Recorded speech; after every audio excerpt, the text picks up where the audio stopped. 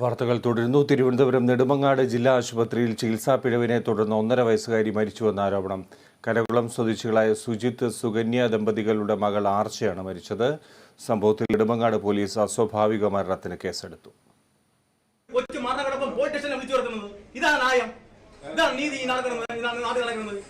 എന്റെ മോള് മരണപ്പെട്ടു. ഞാൻ സ്റ്റേഷനിൽ പോവാ, ഞാൻ ഇവിടെ എന്റെ കൊച്ചിനോട് നിൽക്കണോ?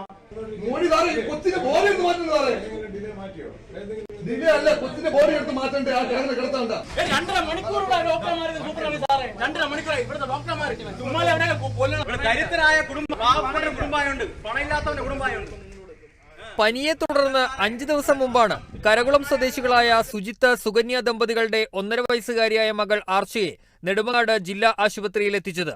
അന്ന് മരുന്ന് നൽകിയ ശേഷം വീട്ടിലേക്ക് മടക്കി അയച്ചു. എന്നാൽ ഇന്നലെ രാത്രിയോടെ കുഞ്ഞിന് ശ്വാസതടസ്സമുണ്ടായി. തുടർന്ന് രാവിലെ 9 മണിയോടെ വീണ്ടും കുട്ടിയെ ആശുപത്രിയിൽ എത്തിക്കുകയായിരുന്നു. മരുന്ന് നൽകിയ ശേഷം ഡോക്ടർമാർ വീട്ടിലേക്ക് മടക്കി അയച്ച കുഞ്ഞിന്റെ ആരോഗ്യനില 11 മണിയോടെ മോശമാവുകയായിരുന്നു. കുഞ്ഞിനെ ആശുപത്രിയിൽ എത്തിച്ചെങ്കിലും മരിച്ചു. ഇവിടെ കൊണ്ടുവന്നപ്പോൾ കുറഞ്ഞില്ലെങ്കിൽ പിന്നെയും കൊണ്ടുവരാൻ പറഞ്ഞു. അപ്പോൾ കുറച്ച് പനിയൊക്കെ കുറവുണ്ടായിരുന്നു.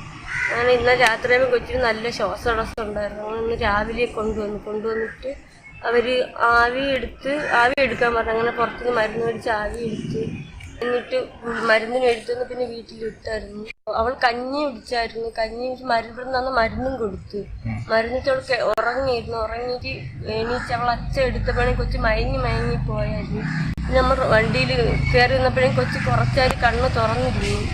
ചികിത്സാ പിഴവാണ് മരണത്തിന് കാരണമെന്നാരോപിച്ച് ബന്ധുക്കളും നാട്ടുകാരും ആശുപത്രിക്ക് മുന്നിൽ പ്രതിഷേധിച്ചു.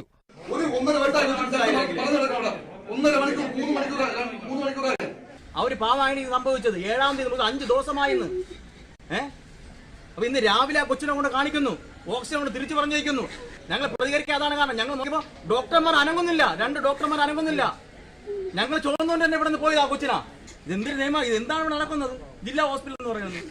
അതേസമയം ചികിത്സാ പിഴവ് ഉണ്ടായിട്ടില്ലെന്ന് ആശുപത്രി സൂപ്രണ്ട് രേഖാ രവീന്ദ്രൻ പറഞ്ഞു. പോസ്റ്റ്മോർട്ടം റിപ്പോർട്ട് കിട്ടിയാലേ മരണകാരണം വ്യക്തമാകുമെന്നും സൂപ്രണ്ട് വ്യക്തമാക്കി.